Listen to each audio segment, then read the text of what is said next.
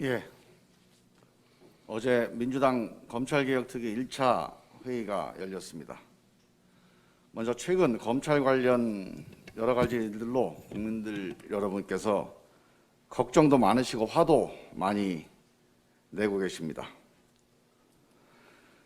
민주당에 대한 격려도 있지만 따가운 질책과 비판도 많이 있습니다. 겸허한 마음으로 국민들의 목소리에 귀를 기울이겠습니다. 집권여당 지도부 한 사람으로 진심으로 죄송하다는 말씀을 드립니다. 국민들 목소리를 모아보면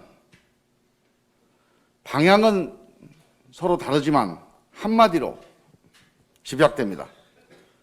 검찰개혁 제대로 해라. 이게 국민들의 목소리입니다.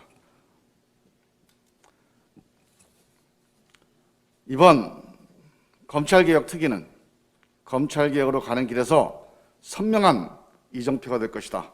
확신합니다. 강물은 방향이 꺾이긴 하지만 결국은 바다로 갑니다. 비록 조사, 수사, 징계 등 검찰의 권력 남용 사건의 실체를 밝히는 절차는 우여곡절을 겪고 있습니다. 민주주의의 핵심은 절차입니다.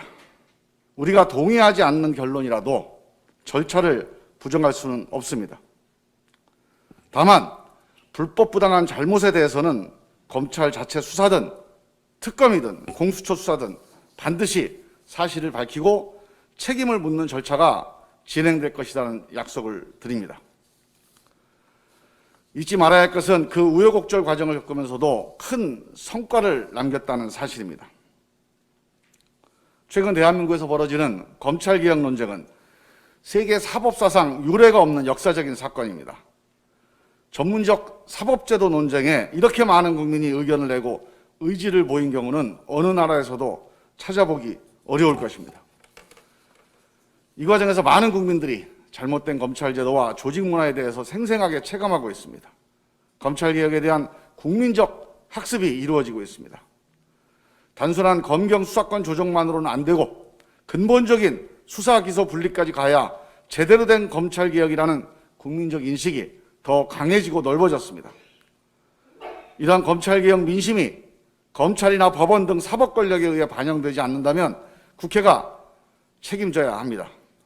민주당 180명 의원들이 수사, 기소 분리라는 개혁 목표에 대부분 뜻을 함께한 것은 엄청난 성과입니다. 검찰개혁 특위를 중심으로 민주당이 책임을 다하겠습니다. 근본적 법 개정, 제도개혁을 통해서 대한민국 검찰이 2020년 이전에 낡은 검찰 권력으로 다시는 돌아가지 못하도록 불가역적 개혁을 반드시 이루어낼 것입니다. 민주당의 각오와 의지 때문이 아니라 검찰개혁을 바라는 국민의 열망, 의지 때문에 반드시 이루어질 것이라고 확신합니다. 이상입니다.